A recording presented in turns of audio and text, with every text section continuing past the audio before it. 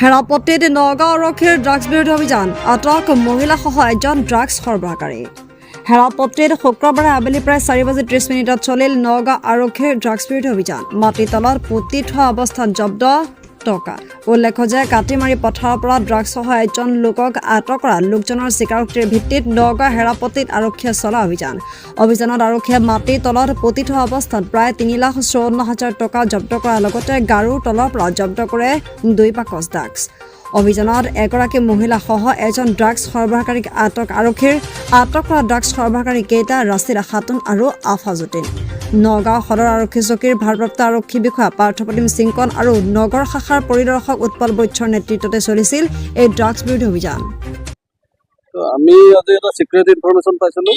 secret ইনফৰমেশ্যনটো পাই পেলাই মই PSI IC ইটাপাৰা কৰিমা পেগু আৰু আদাৰ ষ্টাফ লৈ পেলাই আমি যাওঁ গৈ প্ৰথম আমি কাটিমাৰি পথাৰত এজন ল'ৰা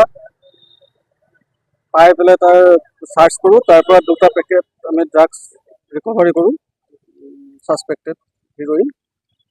তো তাৰ সোধপোছ কৰাত সি কি জেগা আছিলে হেৰাপতি এগৰাকী মহিলাৰ তাৰ পৰা মানে কিনি অনা বুলি জনায় তাত গৈ পেলাই তেখেতৰ ঘৰত চাৰ্চ কৰোঁ সি দেখুৱাই দিয়া মতে আৰু এই মহিলাগৰাকীটো পাওঁ তো মহিলাগৰাকী ঘৰৰ ভিতৰৰ পৰা কাৰুৰ ভিতৰত লুকুৱাই ৰখা অৱস্থাত 2টা পেকেট আৰু উদ্ধাৰ কৰোঁ চব কেছ 2টা উদ্ধাৰ কৰোঁ আৰু লগতে তাইৰ ঘৰৰ বাহিৰত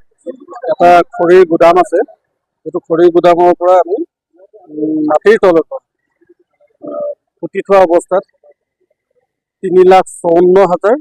টকা ৰিকভাৰী কৰোঁ লগতে 3টা মোবাইল হেণ্ডছেটো ৰিকভাৰী কৰোঁ আসামীৰ নাম এজনীৰ নাম ৰাছিদা খাতুন আৰু এটা আফাজুদ্দিন ঘৰ তাতে